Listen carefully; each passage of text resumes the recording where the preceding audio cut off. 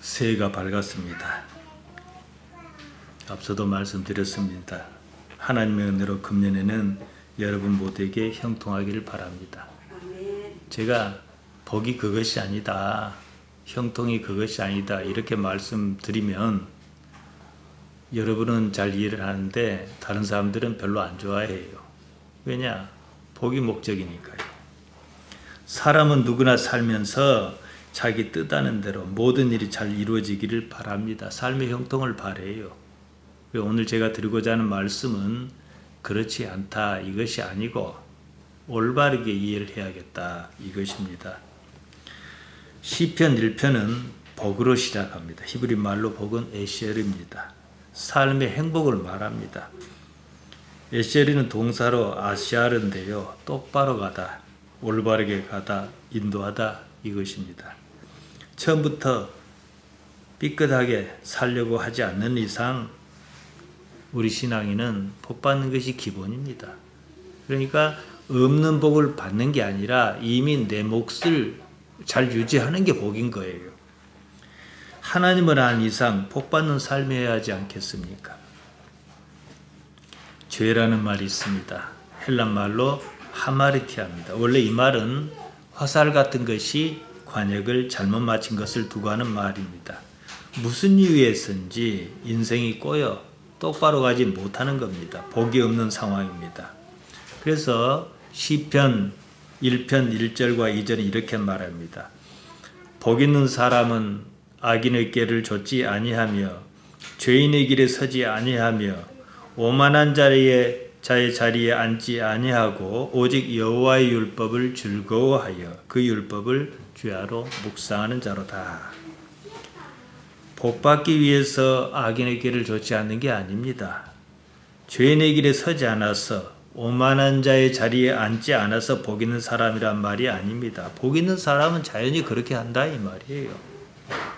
그러니까 마찬가지로 오직 여호와의 율법을 즐거워하여 그 율법을 주야로 묵상하기 때문에 복 있는 사람이란 말이 아닙니다. 되게 이것이 말 어감 차이긴 한데 복이 목적이면 내가 교회 열심히 다녀야 복을 받고 뭘 열심히 해야 하고 이렇게 생각한단 말이에요. 그게 한계가 있어요. 복 있는 사람은 누구냐? 하나님을 좋아하는 사람입니다. 하나님을 좋아하기 때문에 하나님 말씀도 좋아할 것이고 말씀에 이런 뜻이 있었구나 하고 생각할 것이고 하나님을 좋아하기 때문에 악인의 꾀를 좇을 이유가 없어요. 하나님을 신뢰하기 때문에 죄인의 길에 설 이유도 없습니다. 따라서 지금 내가 하나님을 어떻게 생각하는가 이 문제입니다. 좋아하는가 이거지요. 복 받기 위해서 하나님 좋아하는 것이 아닙니다. 하나님을 좋아하다 보니까 복이란 것은 자연히 따라오는 것이다. 하나님께서 악한 분이 아니실진데 우리가 못 사는 것을 바라시겠습니까?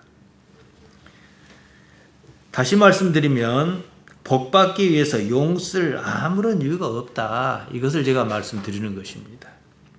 이러면 복 받는다. 저러면 복 받는다. 흔히 듣는 얘기입니다. 그럴 수 있습니다. 복 받자고 추운 날 40일 특별 새벽 기도에 나오고 그럽니다. 그럴 수 있습니다. 그러다 보면은 신앙이 느는 거예요. 그 이상의 의미는 없습니다. 한계가 분명합니다. 그 사람의 신앙 행위의 목적이 복이기 때문이에요. 근데 우리의 신앙 행위의 목적이 뭡니까? 하나님 자신이에요. 이것은 좀 분명히 할 필요가 있습니다.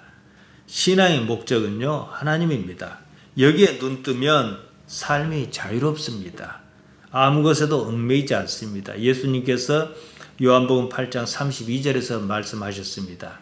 사실을 알지니 우리는 진리라고 번역했습니다. 알레데이아입니다. 그러면 그 사실이 너희를 자유롭게 할 것이다. 무슨 사실이에요?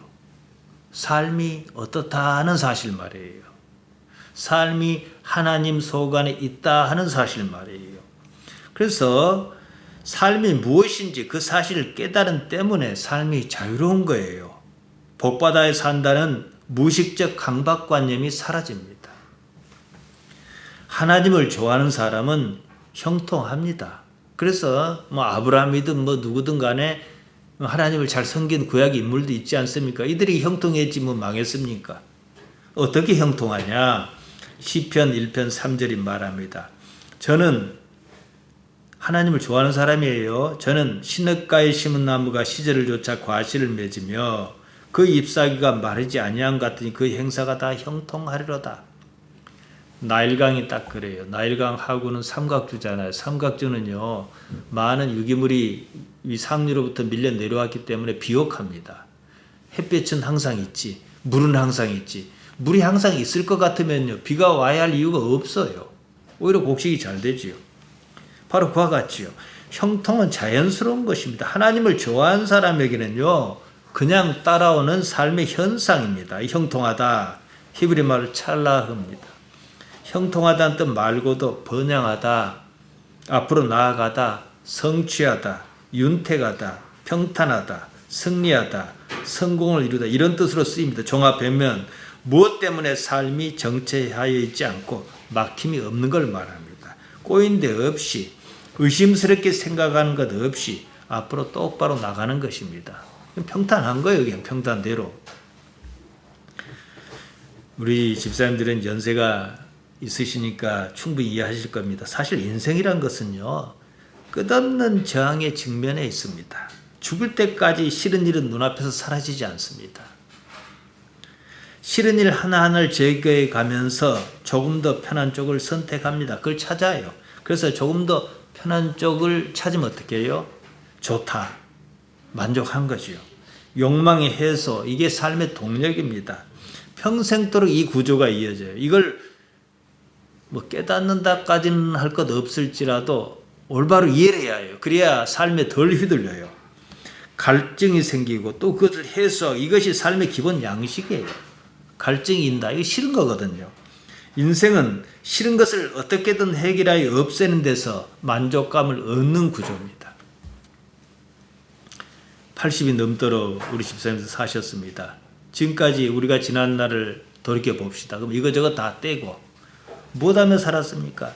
조금 더 나은 미래, 내일은 조금 더 나을 것이다. 조금 더 편한 삶을 사실 꿈꾸며 살았습니다. 그런데 감사하게도 우리 대한민국은 그 난리를 많이 겪었지만은 거의 그래 왔어요. 그 덕을 우리도 좀 보지요. 다른 말로 삶에서 불편을 느꼈던 것을 어떻게든 해소해 가면서 지금까지 살아왔거든요. 보통 사람에게 삶이란 뭐냐? 단순히 이런 거예요. 그러다 보면 어느덧 죽을 날이 닥칩니다. 이제 죽을 날이 가까우면 그때쯤 이것도 저것도 다 싫습니다. 육신이 거적대기 같이 참으로 거추장스럽습니다. 너무 오래 살면은 감당할 수도 없는데 너무 오래 살면 차라리 죽는 것이 사는 것보다 낫겠다 싶습니다. 거기 시달리다 보면 아무런 생각도 없어요. 그저 이 삶을 끝내고만 싶습니다. 그래서 죽어요. 지금은 요양제도라는 것이 있어서 그게 좀 힘들게 사는 기간이 더 늘어났어요. 이것도 정상적인 경우입니다. 그러다 말 것이냐, 무슨 생각이 있어야겠죠. 안 좋은 걸 말씀드렸습니다만은 제 생각에는 신앙생활 잘하면 하나님께서 그것도 잘 조절해 주실 것입니다. 저는 사실 그게 가장 무서웠거든요. 아무튼 우리가 복이라 말하는 것은 이미 있는 삶을 불편하게 느끼는 데서 시작한다는 거예요. 어떻게든 그 불편을 해소하자. 해소하는 과정에 만족감이 있거든요. 2015년에 동짓날에, 그 2015년 동짓날에 무슨 날인지 아십니까? 다리 개통하던 날. 우리 섬에 다리가 놓였습니다. 다리가 놓이 전에는요, 아픈 이빨 치료 한번 하려고 치과 가도 치과는 또 한두 번 가서는 끝나지 않잖아요. 보통 일 아니었습니다. 아침 일찍 찻배를 타고 나갔다 들어오면 하루가 걸립니다. 따져보지 않아서 그렇지, 다 잊어서 그렇지 불편하기 그지 없었습니다. 다리가 놓이니 그런 불편이 싹 사라졌습니다. 뱃삭도 들지 않습니다. 전에는 우리 집에 들어오면서 돈 내고 들어와야 했습니다. 그것도 시간 맞춰야 하고, 바람이 불면 나가지도 못하고, 나갔다가도 바람이 불면 못 들어오고. 지금은 그럴 일이 없습니다. 얼마나 좋습니까? 그렇게 얘기하면 좋은 건 맞아요. 분명히 좋은데 다 잊어버렸어요. 그러니까 이 머리는 기억을 하고 있으니까 이게 얼마나 좋냐, 억지로 좋다는 것을 되살려내려고 해도 사실 별로 안 좋아요. 똑같아져요. 예전에는 샘물을 길어다 썼습니다. 가뭄이라 들면 그조차도 여의치 않았습니다. 1994년으로 제가 기억합니다. 그해 여름은 무척 덥고 가뭄도 심했습니다. 제 아내가 빨래할 물이 없었어요. 빨랫감을 모아다가 여수 시내 친척 집에 가서 빨래를 해오고 그랬습니다. 지금은 수돗물이 들어옵니다. 24시간 수도꼭지만 열면 물이 나옵니다. 얼마 전에는 마을에 가스도 놓였습니다. 이게 얼마나 좋습니까? 지금은 좋아요. 좀 지나면 또 똑같아져요. 당연하게 여깁니다. 그러다가 갑자기 수돗물이 안 나온다거나 가스에 어디 문제가 생겨서 가스가 안 나온다 그러면은 이제 막 불편하기 시작해요. 옛날은 어찌 살았는가 싶어요. 삶은요, 불편을 느끼며 살았던 것을 하나하나 개선해 가면서 해소해 가면서 좋다는 느낌을 받습니다. 이제 이런 경우가 있을는지 모르겠지만 계속 좋은 무엇이 있어야 행복해요. 조금씩. 예를 들어서 어떤 사람이 집 없이 살던 사람이 콧구멍 많은 전셋집을 하나 얻어서 얼마나 좋겠어요. 또 그러다가 내 집 갖고 싶다 해서 돈을 좀 모아서 집을 하나 사 얼마나 좋겠어요. 그래서 이제 아파트로 치면은 한 10 몇 평짜리였다가 20 몇 평짜리였다가 30 몇 평짜리 이렇게 점점 죽을 때까지 상승하는 무엇이 있어야 행복한 것이지. 처음부터 50평짜리 아파트를 죽을 때까지 살았어요. 그럼 집 때문에 고맙다 그럴까요? 행복하다 그럴까요? 이 구조를 이해를 해야 해요. 그러니까 우리가 생각하는 복의 개념이란 것은 이런 거예요. 잘 나오던 수돗물이 안 나오면 말할 수 없이 불편합니다. 싫습니다. 갑자기 뭘 하다가 가스가 안 나오면 그것도 싫습니다.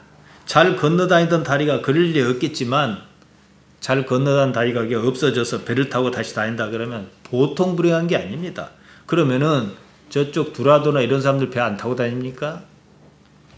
이처럼 극단적인 경우는 없다 할지라도 대부분의 삶은요, 좋다 싫다 하는 감정사를 왔다 갔다 하면서 세월이 가는 거예요.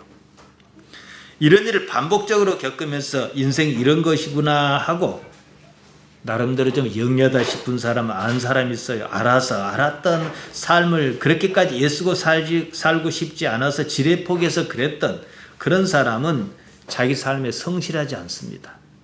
이익에만 반응합니다. 대충 살다 말겠다 이쪽을 선택합니다. 그렇게 사나 저렇게 사나 무엇이 다르냐 이럽니다. 자신은 인생이 이런 것이다. 나름대로 깨달은 것처럼 착각합니다. 하지만 내면의 불만은 여전합니다. 만족 없습니다. 만족이란 그 느낌을 포기해야 합니다. 가끔 욕망이 아주 큰 사람이 있어요. 이런 사람은요, 크게 성공하거나 부자로 살 가능성이 높습니다. 정주영 씨 같은 사람이 그런 사람입니다. 대신 실패의 위험도 안아야 합니다. 우리는 성공해서 잘 알려진 사람은 알지만 애써도 성공 못한 사람도 많거든요. 욕망은 에너지입니다. 용수철이 그러지 않습니까? 고무줄에 용수철을 잔뜩 잡아당기면 어떻게 합니까? 다시 오그라들리는 힘이 강하지 않습니까? 성공은 욕망을 성취하는 것입니다. 욕망 없는 사람은 성공할 것도 없어요. 성공으로 인한 쾌감보다는 욕망으로 인한 불쾌감이 더 싫은 사람이 있습니다. 욕망을 성취하는 그 과정에서 수고로움을 못 견뎌야 합니다. 사실 대부분의 사람은 그래요. 그냥 삽니다. 한때 지금 이런 말 안 씁니다만 소소하지만 확실한 행복 이런 말이 유행했습니다. 일상의 행복이라는 말처럼 들리지만 아닙니다. 욕망이 작은 보통 사람이 좌절이 무서운 나머지 자기 스스로 위안을 삼는 말이에요. 그런 것도 없습니다. 일상의 행복은 없어요. 행복은 끝없는 만족이 있어야 가능하기 때문입니다. 소소한 행복을 느꼈다면 그에 앞서 꼭 그만큼의 소소한 좌절이 있었습니다. 좌절이 소소하기 때문에 쉽게 잊힙니다. 좋은 것만 기억하려는 습성이 있거든요. 좌절은 잠깐 사이에 잊어버리고 행복한 경우만 기억하겠다 이겁니다. 이게 본능이에요. 우리가 나날이 접하고 사는 삶에서는요, 사실 행복할 생각을 버려야 합니다. 예수님께서 우리 가운데 오셨습니다. 이 사건을 뭐라 합니까? 임마누엘이다. 하나님께서 우리와 함께 하신다. 이거거든요. 예수님의 존재 가치가 여기에 다 들어 있습니다. 그러면 언제는 하나님께서 함께 하시지 않았습니까? 하나님께서 태초에 인간을, 사람을 창조하신 이래로 하나님께서 늘 함께 하셨습니다. 이에 대하여 사도 바울은 이렇게 얘기합니다. 고린도전서 1장 21절입니다. 하나님의 지혜에 있어서는 이 세상이 자기 지혜로 하나님을 알지 못하는 거로 하나님께서 전도에 미련한 것으로 믿는 자를 구원하시기를 기뻐하셨도다. 사람이 자기 지혜를 믿은 나머지 하나님을 알지 못하는 걸 알다 기노스코입니다. 하나님께서 함께 하셔도 자기 지혜 때문에 그 사실을 깨닫지 못한다 이 말이에요. 그렇기 때문에 하나님께서 다른 방법을 쓰셨다는 거죠. 이 문제에 대해서는 제가 지난 시간에 다른 차원의 중처바에 있는 것, 우리가 사는 이곳에 다른 차원의 중처바에 있는 것에 대해서 말씀드렸습니다. 우리가 속해 있는 이 우주 공간은 참으로 신비롭습니다. 그래서 이 우주에 대한 그 공부를 하거나 뭐 학자거나 지식이 있는 사람은 우주를 저만치 생각하고 내려다봐도 대단해요. 신비롭다고 느껴요. 경외감을 가집니다. 이 북극성이 우리 그 기준점 아닙니까? 여기까지 오는데 1000년이 걸립니다. 어떻게 이런 공간에 지구가 떠 있는지 신비롭지 않습니까? 우주는 한 점에서 시작해서 무한대로 커지고 있습니다. 그러다가 어느 시점에 도로 한 점으로 줄어들겠지요. 한 점이든 무한대든 질량이 똑같습니다. 제가 우주를 말씀드린 것은 우리가 이해하는 시공간을 넘어서는 유일한 창구가 우주이기 때문이에요.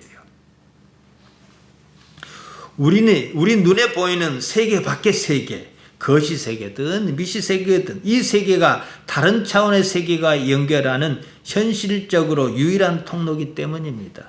눈에 보이는 그것이 다는 아니다 이거거든요. 부활하신 예수님께서 계시는 세계는 눈에 보이지는 않지만 분명히 존재하는 그런 세계여야 하기 때문입니다. 20세기 이전의 인간은 꿈과 같은 상상의 세계를 신앙이라고 믿었습니다. 안 믿을 수 없는 그 세계가 워낙 비현실적이다 보니까 믿는다고는 하는데 결국은 믿지 못하는 세계였어요. 제가 가장 관심을 갖고 주의를 기울인 게 이 문제입니다. 어떻게 하면은 예수님의 지금 부활하신 예수님의 세계를 현실화, 논리적으로 어떻게 현실화할 것이냐 이거거든요. 과학적 바탕이 없는 사람에게 종교의 세계는 지금도 여전히 그런 세계예요. 때문에 인류 역사에서 종교만큼 위선적인 건 없었어요. 생각해 보세요. 그렇게 영적이던 목사가 말년에 그렇게 영적이지 않는 선택을 하는 일이 비일비재합니다. 하나같이 영적인 일을 강조하여 큰 교회를 이룬 목사가 하나같이 나이가 들면 세속적인 선택을 합니다. 뭐 돈 문제라든가 뭐 무분별한 이성 문제라든가 그렇습니다. 옛날에 그 귀신론으로 김기동 목사가 유명하지 않았습니까? 뭐 어떻게 보든 영적이었어요. 그 사람이 말년에 얼마나 취했습니까? 돈 문제뿐만 아니라 이상한 그 이성 문제 이런 것 말이에요. 당위실에서 뭐 희하는 것이 막 나오고 그랬습니다. 담임 목사 자리를 아들에게 물려주느니 마느니 하는데 다른 문제 아니에요. 다 돈 문제입니다. 중세 시대의 로마 교도 마찬가지였습니다. 천주교 신부가요, 나는 인생을 버리겠다. 예수님만 믿고 살겠다. 그래서 결혼도 안 하고 독신으로 살았어요. 그런 사람이 첩을 거느리고 살았습니다. 왜 이런 일이 있는가? 믿었습니다.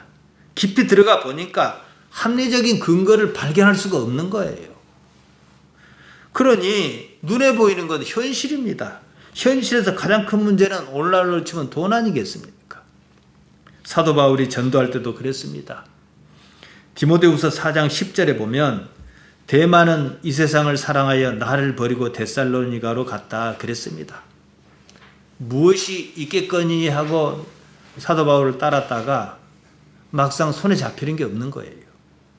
누구는 잘하였고 누구는 못하였고 그것을 제가 말씀드리는 것이 아닙니다. 신앙이 관념에서 벗어나지 못한 때문입니다. 몸은 현실에 살면서 신앙의식은 꿈속에 있습니다. 하나님께서 함께 하신다.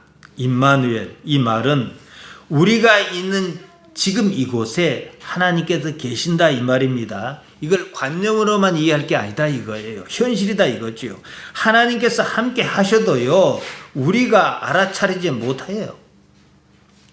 내가 하나님을 알아차리지 못한다 해서 하나님께서 안 계신 것이냐? 그건 아니라는 것이 또 기독교 논리 아닙니까? 자기는 그렇게 말해놓고 안 계신 것으로 산다 이 말이지요. 왜 그런가? 그 논리의 근거를 확보하지 않으면 논리가 아니라 그냥 관념이에요. 그러면 앞서 말씀드린 대로 육신의 이익 문제에 부딪히면 결국은 거기에 굴복할 수밖에 없어요. 하나님께서 현실적으로 존재하신다는 내가 그렇게 알 수 있는 근거를 내가 가지고 있어야 해요. 그래서 제가 지난 시간에 차원의 문제를 말씀드린 것입니다. 내가 하나님을 알지 못하는 것은 내 능력이 일단 거기에 미치지 못한 때문이에요. 생각해 보세요. 하나님께서 어떤 모습으로, 예수님처럼 사람의 모습이든 어떤 모습이든 여기 계신다 그러면 우리가 그렇게 살까요? 근데 말은 그런다 그래요. 근데 삶은 그렇게 안 살아요. 왜냐? 생각 속으로 밀어 넣어버렸기 때문에 그런 거지요. 내가 하나님을 인식하지 못한다. 하나님께서 어디 계시냐? 이게 무신론이잖아요.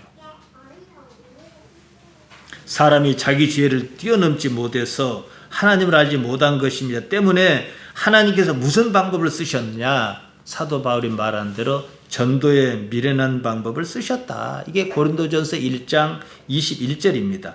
전도라고 번역하면 캐리그마입니다. 선포, 공포, 통지, 발표 이런 것만 합니다. 일방적으로 하나님께서 그냥 선포해 버리셨다. 어떤 것을요.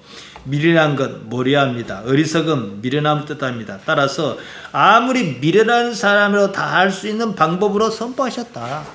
이거거든요. 지혜에 있어서는 하나님의 지혜가 사람의 지혜보다 훨씬 더 뛰어날 것입니다. 그래야 맞지 않겠습니까? 그러면 복음을 받아들일 것이냐 말 것이냐 이 문제만 남습니다. 생각하고 말 것도 없어요. 하나님을 자기 지혜로 이해하겠다는 것은 하나님을 이해하지 않겠다는 말과 다르지 않습니다. 실제로 이런 사람이 많아요. 때문에 하나님의 뜻이라는 것이 사람마다 다 다릅니다. 요즘은요, 교회도 이제 가업입니다. 이제 자식에게 물려주고 손주에게 물려주고 완전 또 회사 같으면 물건을 사다가 팔고 하는 원자재 값도 있었는데 교회는 그거 없어. 다 남아요. 다 남아. 평생 자기가 잘해먹던 담임 목사 자리를 아들에게 세습하는 것이 하나님의 뜻이라고 했습니다. 제가 비아냥거려서 하는 말이 아닙니다. 그 사람의 입장에서는 진실로 그렇게 이해했을 수가 있다는 거예요. 왜냐? 하나님을 현실적인 존재로 인식 못하거든요. 그러니까 내가 이렇게 생각해도 벼락 안 내려요. 이렇게 좀 해봤는데도 복은 계속 들어와요. 그러니까 그렇게 믿는다 이 말이에요.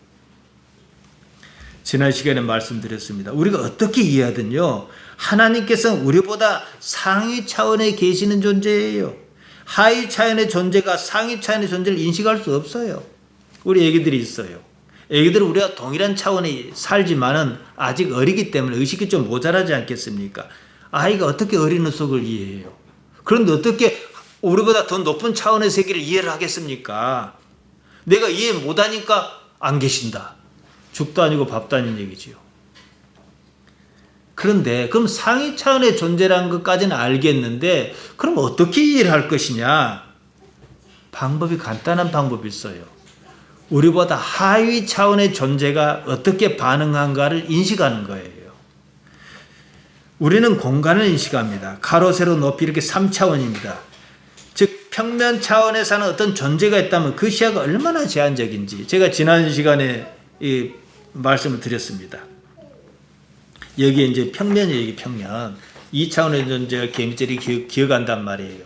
그런데 젓가락 자국으로 딱 막아버렸어요. 그럼 못 가요. 2차원이니까. 근데 우리는 3차원 존재가 야, 이 바보야 넘어가 그러잖아요. 넘어간다는 높이가 하나 더 있어요. 이게 차원이에요. 그런데 이 2차원의 존재는 넘어갈 생각을 꿈도 못 꾸는 거예요. 마찬가지로 차원이 하나 더 높아졌다 그럽시다. 우리가 그 차원 높은 존재가 우리를 봤을 때 얼마나 깝깝하겠어. 그 쉬운 걸 못하고 있는 거예요. 하위 차원의 존재가 자기 지혜로 상위 차원의 존재를 판단하는 것은 그 자체가 어리석은 겁니다. 상위 차원의 존재를 아예 모른다면 모를까, 안다면 그 근거를 확보해서 구체화해야 해요. 그래야 제가 믿을 수 있잖아요. 내가 나보다 하위 차원의 존재를 어떻게 보는가, 마찬가지로 나보다 상위 차원의 존재는 또 나를 어떻게 볼까 이해할 수 있잖아요. 이때 결정적인 장애는 뭡니까? 자기 지혜예요. 자기 지혜로 판단하는 겁니다. 그래서 기독신앙의 관문은, 이건 불교도 마찬가지입니다만 이 문제에 대해서는 마가복음 8장 34절에서 말씀하신 것처럼 자기 부인이 우선이에요. 무슨 생각에 내가 맞지 싶어도 그걸 완전히 없애지는 않더라도 그건 내 생각이지 라고 할 필요가 있다는 거예요. 그럼 하나님께서 이거 어떻게 하실까? 내게는 방법이 없는데 이렇게 기회를 열어야지요. 여기서 얻은 결과값을 가지고 결과값이 자꾸 쌓이면 어떻게 해요? 패턴으로 인식하겠지요. 인식하는 거예요.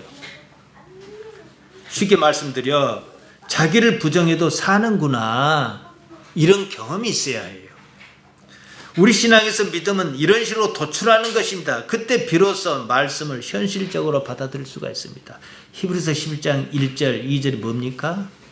믿음은 바라는 것때 실상이라 그러는데 내가 바라서 실상이 아니에요. 원문을 잘 봐야 해요.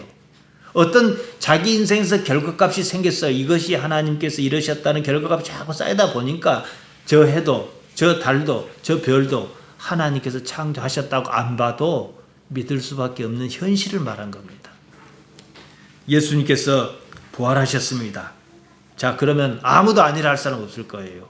뭐 돈 드는 일도 아니고 그렇게 안 믿을 것도 없으니까. 그러나 현실로는 못 만듭니다. 그때 예수님은 분명 우리가 속한 차원은 아니었습니다. 제자와 같은 공간에 계셨지만은 문도 안 열고 들어오시고 갑자기 엠마오로 가는 두 제자 사이에 끼고 그 두 제자가 예수님을 몰라볼 정도라 그러면 얼마나 뜬금없는 일이었느냐 이 말이에요. 시공간을 초월하셨죠. 그러면은 우리가 인식하기는 동일한 시공간일 것처럼 느꼈어도 예수님이란 존재 자체는 부활하시면서 차원 높은 어떤 위치에 계셨다 이 말이에요. 그리고 여기서 번쩍 저기서 번쩍 무슨 홍길동도 아니고 말이죠. 제자와 얼마 동안 한 40일 정도 계시다가 하늘로 올라가셨습니다. 그 하늘이 우리 눈에 보이는 하늘이겠느냐.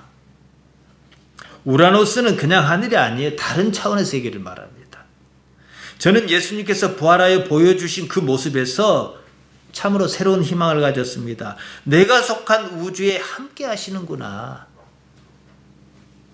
지난 시간에 말씀드린 여분의 차원이 그것입니다. 이건 물리학이 이제 앞으로 계속 따져나가는 문제입니다. 같은 우주에 다른 차원이 존재할 수 있다는 이야기는 내가 있는 지금 여기에 하나님께서 함께 하신다는 현실적인 가능성을 뒷받침합니다. 생각해 보세요. 지금 기독교에서 발생하는 모든 불합리한 문제가 무엇입니까? 하나님께서 지금 여기에 안 계신다고 믿기 때문 아닙니까? 우리가 사는 삶에서 내가 불안해하는 것도 따지고 보면 이 문제입니다. 지금 여기에 내 삶에 하나님께서 계시지 않는 것 같아. 하나님께서 계신다고 말은 못하겠다. 이래서 불안한 거예요. 이래서 뭐 세습인가 뭔가도 하고 그러는 거예요. 예수님의 등장은 임마누엘이라고 말씀드렸습니다. 마태복음 1장 23절입니다. 보라 처녀가 잉태하여 아들을 낳을 것이요 그 이름을 임마누엘이라 하라 하셨으니 이제 친절하게 번역까지 해줬습니다. 이를 번역한즉 하나님께서 우리와 함께 계시다 함이라. 예수님께서 오신 사건은 하나님께서 함께 하신다는 사실을 보다 명확하게 하기 위해서, 거기에 눈뜨게 해 주시기 위해서. 자, 1차적으로 그때 제자들은 저분이 임마누엘이다 그러면 말 그대로 하나님께 함께 하신다는 뜻이잖아요. 우리는 직접 뵙지는 못했지만은 제자의 증언과 성경의 기록과 여러 가지 정황을 짜맞춰 볼 때 그렇다는 거예요. 그러면 어떻게 그 임마누엘을 우리는 현실화할 겁니까? 그분이 가졌던 생각, 그분의 말씀, 그분의 행적, 여기에 일관성을 가지고 우리는 구체화시킬 수 있다. 이거거든요. 예수님께서 임마누엘을 증명해 주시기 위해서 한 세대가 또 태어나셔가지고 또 뭐하고 또 한 세대가 또 태어나서가 일일이 그러시겠습니까? 한 번 했으면 됐지. 따라서 우리는 예수님으로 인한 하나님의 방법을 믿어야 한다는 거예요. 이게 핵심이에요. 그것이 아무리 미련하게 보일지라도 하나님의 방법이라는 거. 하나님의 방법이 뭡니까, 여러분? 십자가예요. 예수님께 십자가를 지셨습니다. 사람의 아들 그분은 십자가를 질만 아무런 잘못도 없으셨습니다. 재판장 본디오 빌라도도 이 사실을 인정했습니다. 누가복음 23장 14절에 나와요. 이르되 너희가 이 사람을, 예수님을 가리켜서 하는 말입니다. 이 사람을 백성을 미혹하는 자라여 내게 끌어왔도다. 보라, 내가 너희 앞에서 사실하였으되 신문하였으되 너희의 고소하는 일에 대하여 이 사람에게서 죄를 찾지 못하였고, 여기 죄 하마리테 아닙니다. 아이티온입니다. 이 사람에서 이유를 찾지 못하였고, 이유입니다. 요한복음 18장 38절에서 아이티아라 썼습니다. 같은 말입니다. 너희가 이 사람이 백성을 미혹했다며 내게 끌고 왔다. 내가 사실해 봤는데, 조사해 알아봤는데 그럴 이유가 이 사람에게 없었다. 이 얘기입니다. 알고 있었지요. 그러니까 사실은 빌라도는요, 예수님 풀어주고 싶었어요. 괜히 안 풀어줬다가 뭔 판결 잘못 내렸다가 찜찜한 일 당할 것 같았어요. 그러나 이제 여러 가지 세에 밀려서 정치적 판단을 한 거지요. 박근혜 대통령을 풀어줬어요. 잘했든 못했든을 제가 얘기한 거 아니에요. 잘했든 못했든 정치적 판단이에요. 그만한 잘못한 사람은 평생 그렇게 살아야 하는 거 아니겠습니까? 예를 들자면 말이에요. 그러면 사람의 아들은 왜 죄가 없는데 십자가에 달리셨는가? 우리 죄 때문이라고 하면은 아주 쉽습니다. 우선은 쉽습니다. 결과는 책임 안 집니다. 그뿐이에요. 더 나아가지 못해요. 나의 삶은 바뀌지 않습니다. 우리에게는 그보다도 현실적인 이유가 필요합니다. 왜 십자가에 돌아가셨는가? 나도 십자가에 못 박히면 죽잖아요. 그러니까 그분이 십자가에 달려서 돌아가신 것에 대한 현실적인 이유가 필요해요. 우리한테는요. 예수님께서는 임마누엘이십니다. 제가 자꾸 반복해 말씀드립니다. 예수님 자체가 하나님께서 함께 하신다는 증거거든요. 예수님께서 무슨 이유로 십자가를 지셨건 그조차도 임마누엘에는 변함이 없다, 이 말이에요. 이해하시겠습니까? 여기서 십자가를 질 이유, 아이티아라든가 십자가로 인한 좌절이라든가 그 때문에 겪는 고통이라든가 나아가 죽는 것이라든가 그런 모든 것은 의미가 없다는 거예요. 하나님께서 함께 하신다는 사실을 삭제하지 않습니다. 그보다 더 큰 가치, 하나님께서 함께 하신다는 사실 앞에서는 아무런 의미가 없다는 것을 말합니다. 하나님께서 함께 하신다. 물론 예수님께 그럴 만하니까 그러신 일을 하셨을 거예요. 모두에 그런 일을 요구하시진 않을 것입니다. 또 상징적인 이유도 분명히 필요합니다. 아무튼요, 하나님께서 함께 하신다. 하나님과 관계, 그것만 의미가 있습니다. 하나님 아버지 때문에 내가 사라진다면 하나님이 곧 나라는 사실과 다를 것이 없습니다. 제가 잊을만 하면 말씀드립니다. 너 때문에 내가 죽으면 너가 곧 나예요. 가족 때문에 내가 죽으면 가족이 곧 납니다. 그래서 부모는, 헌신적인 부모는 자식을 남으로 안 여깁니다. 그러지 않습니까? 하나님 때문에 내가 죽을 수 있다면 하나님이 곧 나예요. 십자가가 정말로 하나님의 통치 아래서 일어난 일인가? 이것만 중요해요. 겟세마네 동산에서 나사렛 예수, 그분의 고민은 이거였습니다. 알고는 있었어요. 몰랐던 건 아닙니다. 그래서 진정 확인하고 싶었던 건 뭐냐면은 십자가가 죄 없고 그런 사람 질 건 아니잖아요. 그래서 진정 당신께서 고민하셨던 게 뭐냐? 이 문제예요. 그 때문에 겟세마네 동산에서 기도가 그처럼 처절했던 겁니다. 십자가가 하나님의 통치 사실이라는 것을 발견한 이후 예수님께서는 전혀 다른 모습을 보이셨습니다. 잠에 취했던 제자를 깨우시면서 이제 봐라, 가자 이러셨잖아요. 지금 내가 사는 이 삶이 십자가라 이거거든요. 내가 이 삶을 좋게 여기든 좋게 여기지 않든 상관없습니다. 우리는 이 삶을 받아들여야 합니다. 하나님 때문에 말이죠. 그로써 하나님을 현실의 하나님으로 경험할 것입니다. 기독교의 복음은요, 하나님 나라의 성취를 말합니다. 다른 무엇도 아닙니다. 천국, 하늘나라, 하나님 나라를 가리킵니다. 하나님의 나라가 내 마음에 들든 들지 않든 이것은 중요하지 않습니다. 내 마음에 들어야 한다는 건 내 관념이에요. 그래서 천국, 극락, 천당 다 자기가 자기 마음에 드는 어떤 세계를 상정한 거지요. 그것이 사실이든 아니든 그건 중요하지 않아요. 그 나라는 나의 이해를 뛰어넘는 나라여야 합니다. 다만 지금 내가 알 수 있는 것은 뭡니까? 하나님이에요. 하나님께서 지금 여기 계신다는 그 사실입니다. 하나님의 나라 바실레이아 투 데오입니다. 하나님의 나라, 하나님의 바실레이아, 하나님의 통치를 말합니다. 하나님께서 지금 여기 계시지 않는다면 계시지 않는 하나님 어떻게 통치하십니까? 우리는 이해를 하든 안 하든 이걸 믿고 시작했잖아요. 하나님께서 통치하신다는 말은 하나님께서 지금 여기 계신다, 바로 이 말입니다. 그러면 우리가 할 일이 뭐예요? 이 삶을 받아들이는 거예요. 설령 내 마음에 들지 않더라도 극단적인 경우에 십자가를 할지라도 하나님 때문에 말이죠. 하나님의 통치가 당장 내 마음에 들지 않을 수 있습니다. 그것은 내가 아직 하나님의 통치 방식에 익숙하지 않아서 그런 거예요. 내 마음에 들지 않아도 그것이 하나님의 방식인 줄만 안다면 기꺼이 받아들일 수 있습니다. 예수님께서 그러셨잖아요. 예수님께서 십자가를 지시하는 상황에서 아이고 좋아라 그러고 십자가 지셨습니까? 예수님께서 다 이루었다 그러셨습니다. 십자가에 사신 마지막 말씀입니다. 그러니까 사역이 지금까지 이루어져 왔는데 여기서 이제 끝났다 이거거든요. 요한복음 19장 30절이에요. 하나님의 나라를 다 이루었다는 겁니다. 복음이란 뭡니까? 한문어인데 기쁜 소식이에요. 요새는 기쁜 소식 하면 막 구원파, 박옥수파 이 사람들 생각하는데 어쨌든 기쁜 소식이에요. 예수님께서 오셔서 하나님 나라를 다 이루셨다. 이게 기쁜 소식이란 말이에요. 이게 희망이란 말이죠. 이 때문에 오셨고 사셨고 십자가에 달리셨고 또 부활하셨습니다. 다른 차원의 세계로 올라가시는 것을 제자들에게 보이셨습니다. 왜 보이셨을까요? 안 보시고 혼자 살짝 가셨으면은 또 상황이 달라졌겠지요. 복음은 이렇게 시작합니다. 마가복음 1장 1절입니다. 하나님의 아들 예수 그리스도의 복음의 시작이라. 마가복음 1장 15절은 이럽니다. 가라사대 때가 찼고 하나님 나라가 가까웠으니 회개하고 복음을 믿으라 하시더라. 회개라 메타노에오.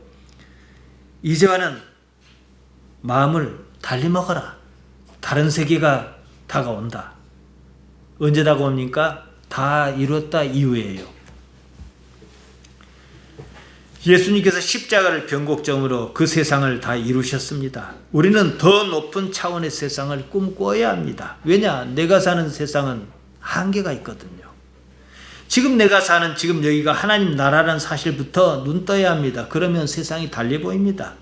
솔로몬이 다윗의 뒤를 이어 왕위에 올랐습니다. 그때 하나님께 이렇게 약속하셨습니다. 사무엘하 7장 14절에 나옵니다. 나는 그 아비가 되고 그는 내 아들이 되리니 저가 만일 죄를 범하면 내가 사람 막대기가 인생 채찍으로 징계하려니와 죄를 범하다 아와입니다. 왜곡하다 구부리다 이런 뜻입니다. 제가 말씀 서두에 시편 1편을 인용해서 복을 말씀드렸습니다. 복은 엘셀입니다. 똑바로 가는 것, 뒤틀린 데가 없는 것, 왜곡이 없는 그런 것이거든요. 그러니까 여기서 죄를 범하다로 말한 아와는 그것이 막 뒤틀리고 왜곡이고 이거거든요. 하나님께서 나는 그의 아비가 되고 그는 내 아들이다. 이건 뭐예요? 패서라도 사람 만들겠다 이 말 아니겠습니까? 두들겨 패서라도 원하는 목적지로 이끌어 가시겠다 이거잖아요. 우리가 화나고 느끼는 것조차도 고통조차도 똑바로 가게 하는 것 에쉐르 복 있게 하는 게 목적이라는 것이죠. 택함을 입은 백성에게는요 복과 화가 그 목적이 똑같다는 사실이에요. 그러면 우리는 어떻게 할 것이냐 이거잖아요. 그러면 귀하면 얻어맞으며 가는 것보다는 잘했다 칭찬받으며 가는 게 훨씬 낫잖아요. 구하라 그러셨습니다. 찾으라 그러셨습니다. 문을 두드리라 그러셨습니다. 구하고 찾고 두드린 이유가 뭐겠습니까? 내가 생각한 그런 복을 받는 것입니까? 성경은 그렇게 말한 적이 없습니다. 하나님을 알려 하는 것, 그 노력을 말합니다. 대개는 본문을 잘못 이해하고 있습니다. 본문에는요, 구하라, 아이테오 이러는데 무엇을 구하란 말이 없습니다. 이 구하라, 아이테오, 청하라는 말이거든요. 무엇을 청하라? 목적어가 없어요. 때문에 내가 원하는 것을 구하라 이런 줄 알아요. 여기 청하라는 뜻 하면은 좀 말이 달라지는데도요. 구하라 그런 뜻도 있으니까요. 찾으라, 제테오 마찬가지입니다. 발견하다, 찾아다니다 이런 뜻입니다. 무엇을 찾아다니라는지 목적어가 없습니다. 문을 두드리다 크로옵니다. 이제 크로라는 말 자체는 두드리라는 거예요. 보통 문을 두드리기 때문에 문이란 말이 없어도 그렇게 쓰기도 합니다. 역시 목적어가 없어요. 그럼 어떻게 찾아요? 문맥에서 찾아야 합니다.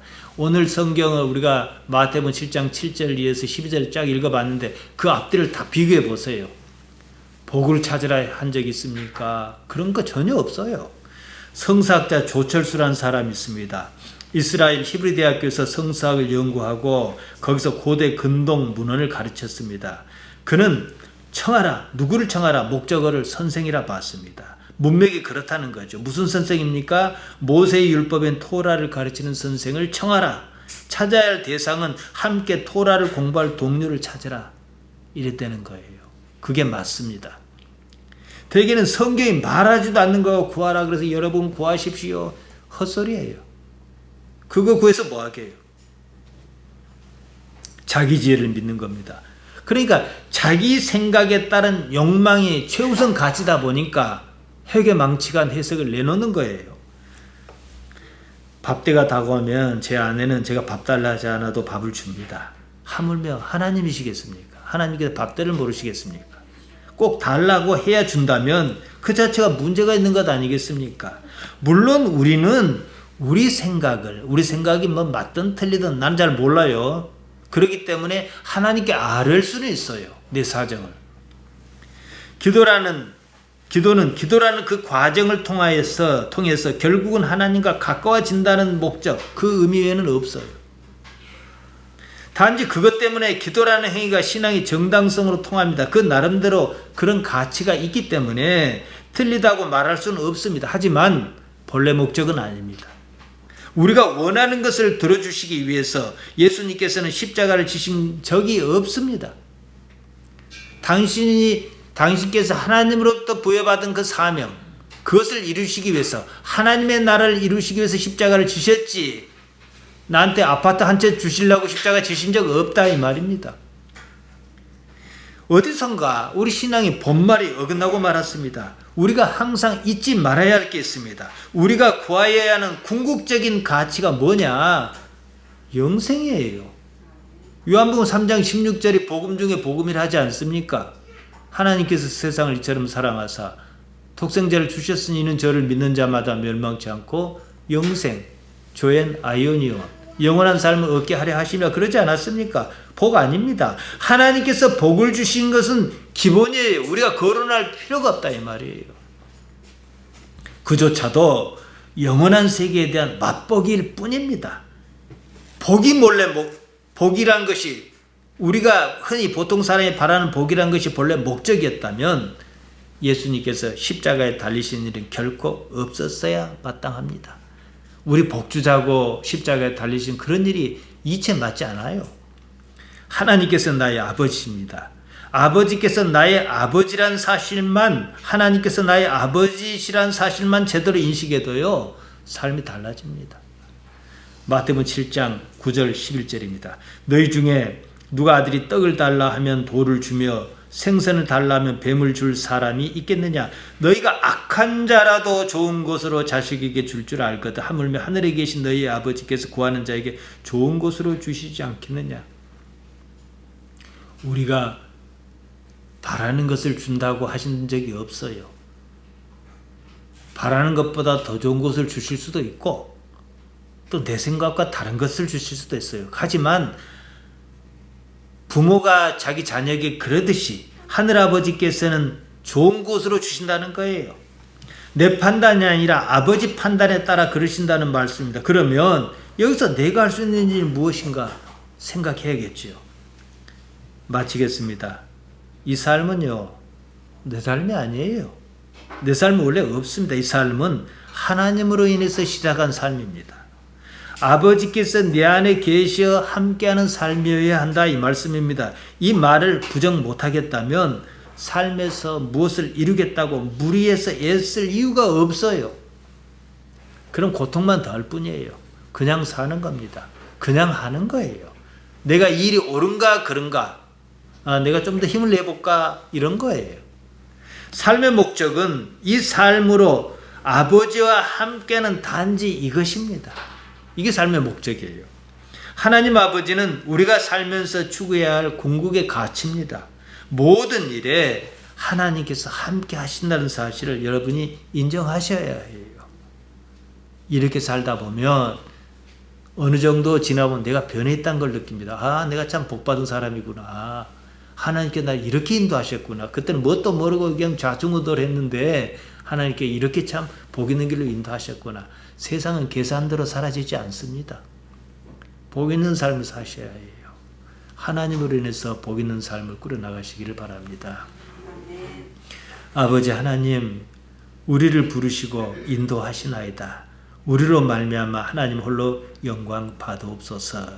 예수님 이름으로 기도하옵나이다. 아멘.